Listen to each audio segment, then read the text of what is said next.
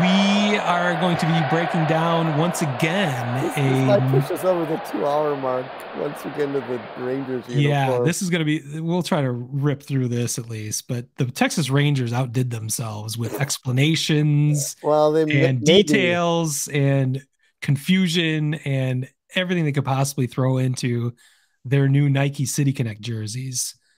Uh, I've got a couple of friends that now live in Texas. One moved from Detroit, one moved from Chicago. They live in Texas now, so I know a little bit about Texas culture. But there's a there's a Texas saying that goes "all hat and no cattle," which I always found interesting. Essentially, it means it's all show and no substance. And I think that exactly describes these Texas Rangers Nike City Connect jerseys uniforms they have now. They made all sorts of graphics with all sorts of explanations, and this is the pet peeve you pointed out when we first started breaking down these City Connect jerseys. If it needs to be explained to you, it's a problem. And that's very astute on your part, because you should at least understand it. Again, this idea is to engage their local community, a potentially, not traditional baseball fans, to engage others in the market that might be able to draw in with these uniforms. So these aren't necessarily devoted to middle-aged white dudes like us in the Midwest. So us not getting it is probably not a big problem, but these seem especially busy and confusing and in need of much further explanation. So they posted a graphic that I sent over to you Yes. that explains every element that we're It, going to go through very quickly. What are they yeah, titled at the top of that? They titled for the this. Metroplex. Yeah, so apparently that's the Dallas Fort Worth area is called the Metroplex. So these Right. uniforms are for all of you in the Metroplex area. Correct. And to understand this jersey, you needed a 7 picture key.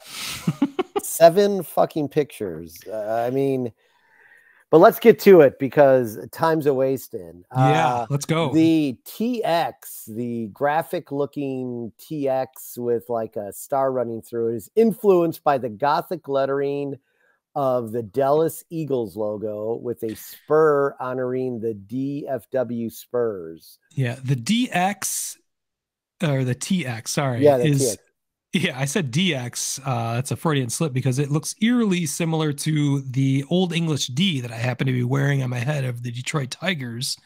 The T Uh, does, yes. The T definitely does. yeah, and they kind of just threw in an X in there, and there's a spur thrown in there. It's kind of cool, but it's hard to even understand what the fuck it is. So that's a problem. But I think it's cool because it kind of looks like the Detroit D, which I always think will cool. It will always be cool. But yeah, they're trying pretty hard So on that's there. yeah, that's on the hat and jersey. So Then that's a historical baseball reference, is what they're trying to do yes, there. exactly.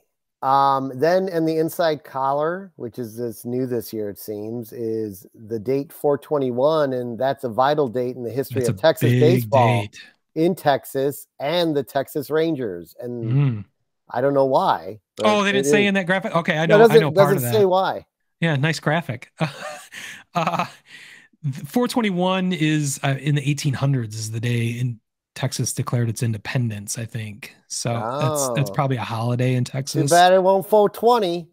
But anyway, The Rangers also started. I think they either announced they were moving there, or they had their first opening day there in the '60s or whenever history on of Texas 421. baseball and Yeah, okay. and they're also releasing these jerseys. The first time they're going to be actually worn on field will be on 421 this year. So there might be another reason 421 is there was.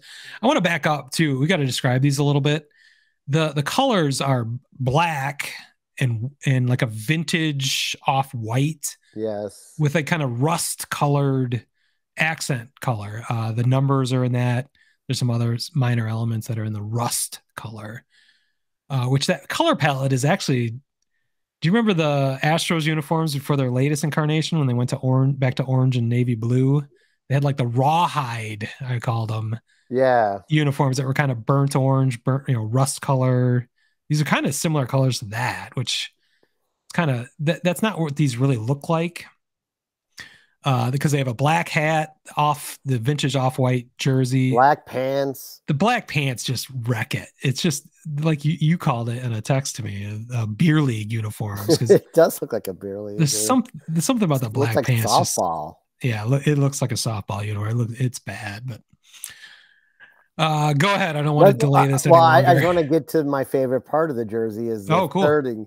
The mythical. This is on the right sleeve. The mythical creature is created by imagining a blend of the Dallas Eagles and the Fort Worth Panthers. So Nike decided to just have the couple combine them and commingle some unholy beast and create an unholy beast for the right sleeve of the Panther jerseys. Eagle. That was going to be my other title for this segment. Like the Eagle Panthers have risen. Like yeah, I mean, it's not quite a griffin, which is like an eagle and a lion combined. It's a panther and eagle. Yeah, it's close though. It's close to that idea. It's actually a cool logo, but why are we combining that other than there used to be a Panthers team in the area way back when, right? And there happened to be an Eagles team. Yes.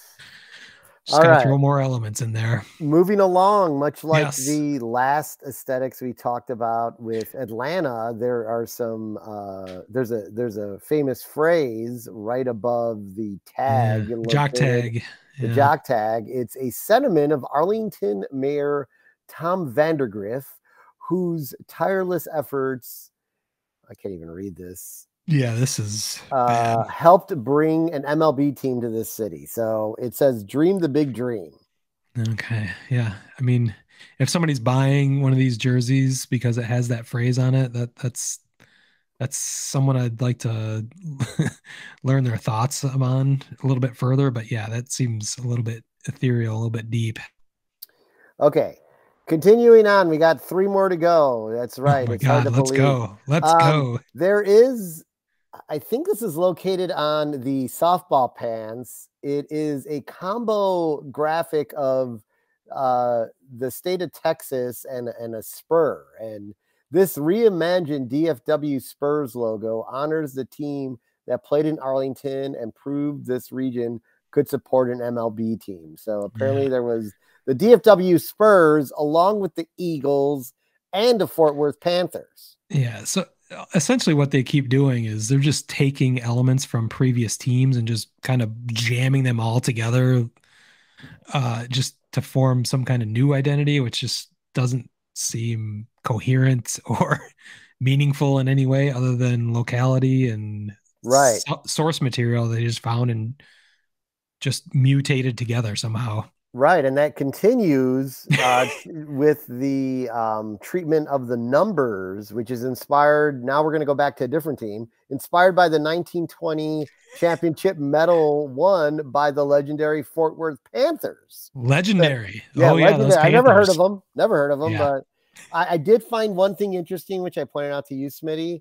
It's like a burnt orange. Maybe depending on what you're looking at, maybe it could look like a bright blood red, but they use 23, which is oddly Robin Ventura's number, who got his ass beat by one Nolan Ryan while a Texas Ranger. This would have been a detail that would have sold me on this jersey if that's really what they were thinking at the time. We got to put 23 on this because Robin Ventura got his ass kicked by Nolan Ryan. Yeah, like everyone would just have a 23 on their jersey versus their actual number. It'd be like Jackie Robinson Day, except it's for Nolan Ryan's beatdown of a younger individual by like 20 fucking years. That's a detail I can get behind, but I know I would have been behind it too. All right, are you ready for the last element? Yes, please. The rope braid piping on the pants is a nod to the logo texture of the DFW Spurs. Yeah, I think that's a cool idea. I mean, Texas cattle, cowboys roping. I think that all makes sense. It's just to do that they had to give them black pants to have the white piping down the leg, and it's just the black pants are just bad. It's a bad look. The jersey, if you didn't see the pants, is not terrible. The jersey is pretty clean despite all these crazy elements all over. Most of them are tucked away either behind the collar or under the jock tag, so you wouldn't really see them.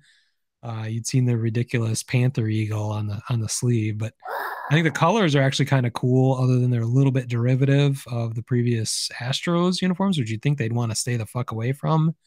But it looks Texas. But again, that's why I thought that phrase "all hat and no cattle" made a lot of sense. Or there's a lot of shit going on here that doesn't add up to a whole lot. You're right. Yeah, it is. It's a lot. Well, thank you for indulging me and for reading all that shit for me. My favorite segment, aesthetics. Well, oh, we got to do the ratings. I think I got to give him 2 middle fingers down. Yeah, 2 middle fingers down on this. One again, like my head's spinning from that segment.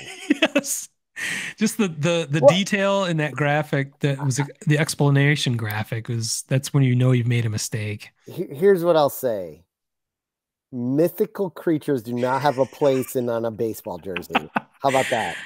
Maybe they can. Maybe we can find some way where it actually makes sense one day. You know, the one example, it's not in baseball, but it's in hockey. The Seattle Kraken the Kraken is a mythical beast. It works. That is one of the coolest. Yeah, that is one of the coolest branding campaigns I've ever seen in sports. I actually own a T-shirt because I think it's so damn cool. The logo is almost like a White Sox S, kind of a gothic S that actually has a tentacle, like cleverly in the negative space, and an eyeball.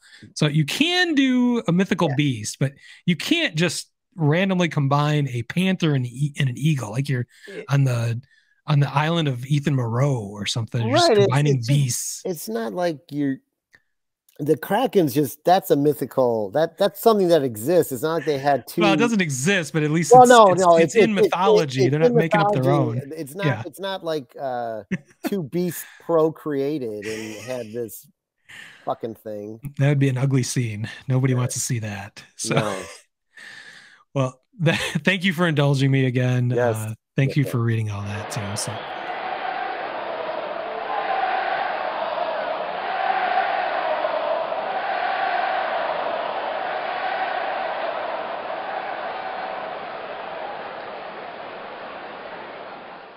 Wordhole Media.